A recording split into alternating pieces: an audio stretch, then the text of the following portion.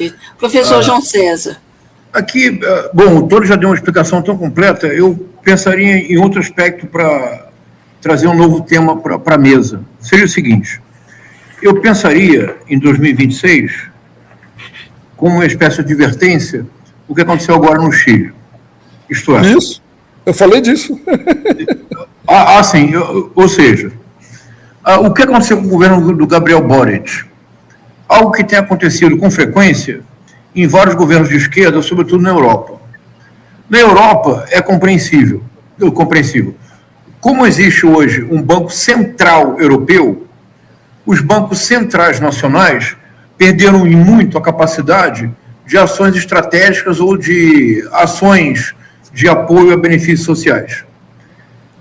Então, na Europa, boa parte da esquerda, quando se chega ao poder como se fosse uma espécie de administração de crise, tentando realizar conciliações impossíveis. Por exemplo, a União Europeia recentemente passou uma resolução que permitirá à União Europeia e partidos progressistas da União Europeia votaram uma resolução para a criação, professora Ângela, de centros de repatriação na Europa. Isso quer dizer o seguinte, os imigrantes chegarão, serão colocados num centro de repatriação, que é um campo de concentração, para que haja uma análise específica de cada caso, habilidades, documentação, para que ou entre num país específico, imaginemos, a Itália precisa de habilidade X, vai para a Itália, a pessoa não escolhe.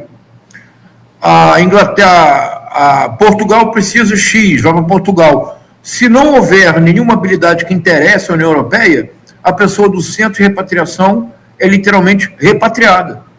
O professor Ângelo, isso foi feito, Tony e Pedro, porque os partidos progressistas querem transmitir a seguinte mensagem para o eleitorado: eu também posso ser duro com a imigração.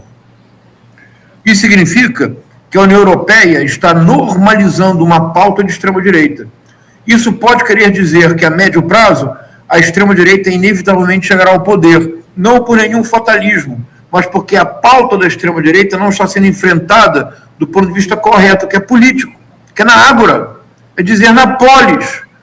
Nós temos um projeto civilizatório e neste projeto não é compatível tratar seres humanos como se fossem de categoria inferior e colocá-los num curral, curral humano, e decidir quem vai para qual lugar e quem é retornado para a sua terra. Será difícil imaginar que os africanos serão quase todos repatriados?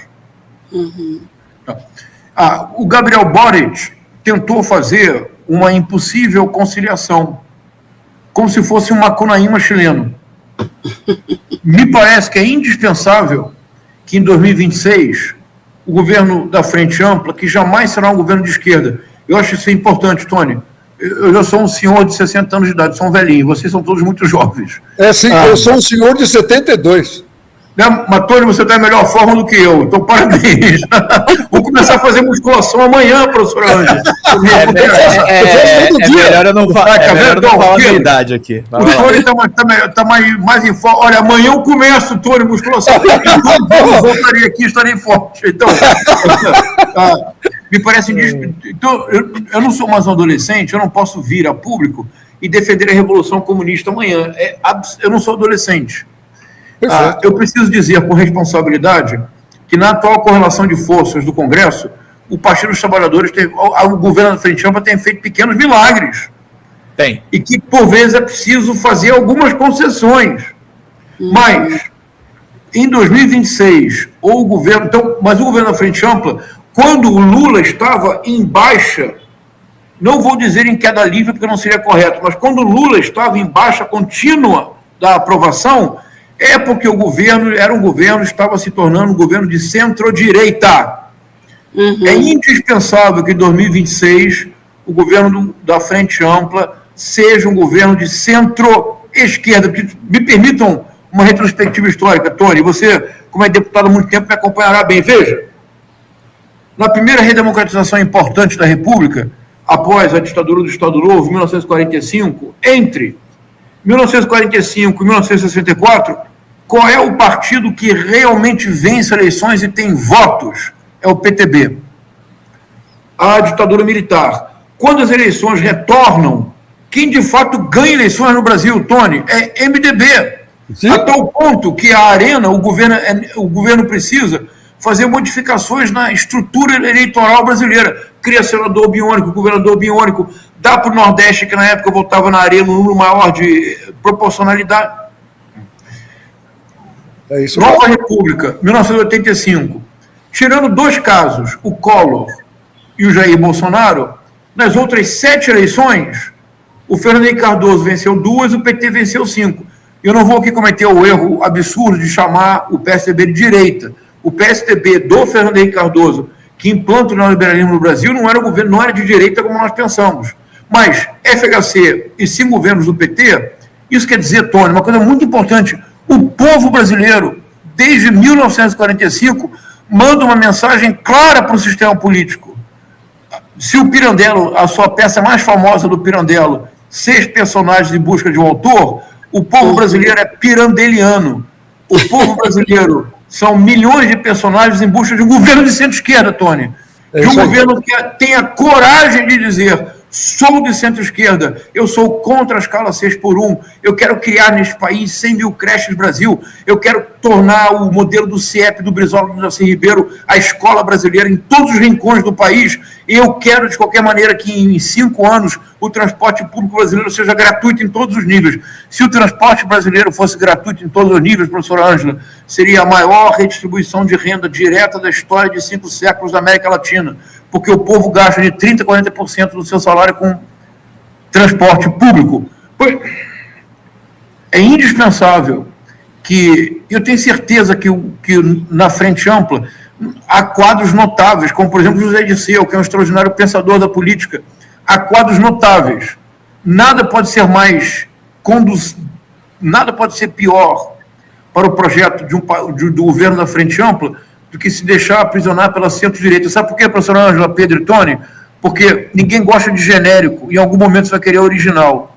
Se o governo insiste em ser genérico, o Flávio Bolsonaro pode até vencer a eleição, mas no governo de centro-esquerda, que tenha pautas firmes, reindustrialização do país, desenvolvimento, redistribuição de renda, reforma agrária, reforma tributária, um governo deste, Tony, não perde a eleição no Brasil. Veja. Ou seja, e afasta também o risco de uma pinochetagem por aqui, né? Com uma tipo pinochetização aí. Mas olha, quando eu disse isso pela primeira vez, uma das primeiras vezes foi até com você, Pedro, as pessoas ficavam: como assim pinochetização? É simples. Veja, Paulo Guedes faz doutorado em Chicago. Tony, com bolsa do CNPq. Puta que pariu, a gente pagou. Que depois ele quis abolir. Porque, veja, nas grandes universidades americanas, Chicago, Stanford, Harvard, há 2 modalidades. Chicago, por exemplo, Stanford e Harvard, eu estudei em Stanford, fiz doutorado em Stanford. Eu tive full fellowship. Stanford me deu dinheiro para ir lá estudar. Mas em Stanford, professora Ângela, você não pode chegar lá e dizer: eu tenho aqui o dinheiro do CNPq, não aceitam. Em Chicago, você vai lá e paga para fazer o doutorado. Ele volta para o Brasil. Aí disse o Paulo Guedes: não estava feliz no Brasil, não me reencontrei nos tristes trópicos. Mas aí viajei e passei os anos mais felizes da minha vida trabalhando fora do Brasil. Professora Ângela, onde que foi o Paulo Guedes, professora? Aonde ele foi? Chile, no Pinochet. E o Paulo Guedes deu várias entrevistas dizendo: Estados Unidos jamais seremos, não queremos sê-lo. A Suíça, nem pensar. Suíça até que seria bom, não é? Ele diz: mas podemos ser o Chile. O que significa pinochetização? O que é pinochetização? É o capitão Tarcísio Freitas. Veja, é assim: retirada do Estado das suas funções sociais. Para quê? Para sobrar mais dinheiro para os bancos. A privatização de todos os ativos da União. Supressão radical dos direitos do trabalho. A privatização da Previdência. Esse é o ponto rigorosamente fundamental. Uma palavra-chave, que é quase um fetiche erótico para essas pessoas: voucherização. Preciso de SUS? Não, dá um voucher que ele procura um médico. Preciso de escola pública? Não, dá um voucher que ele procura uma escola particular. Agora, você só faz isso com uma mentalidade autoritária.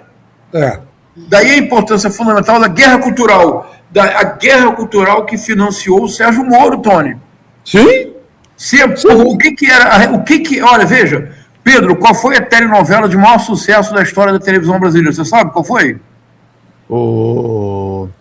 Não foi Os Irmãos Coragem, que você nem sequer era nascido. Não foi o Rei do Gado?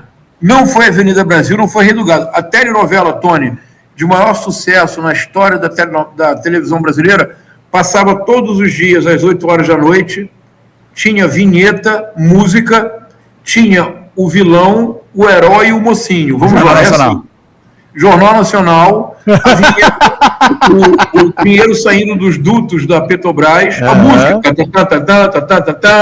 tinha um herói, que era o Sérgio Moro. Era a melhor apuração do mundo, né, João César? Não precisava apurar nada, você recebia o Brasil. Tinha o herói, pronto, que era o Sérgio Moro, tinha o mocinho, que era o Robin, o Deltan Dallagnol, tinha o vilão, que era o Lula, tá tudo resolvido. Essa foi ou não foi a grande telenovela da cultura brasileira do século XXI? Guerra Cultural.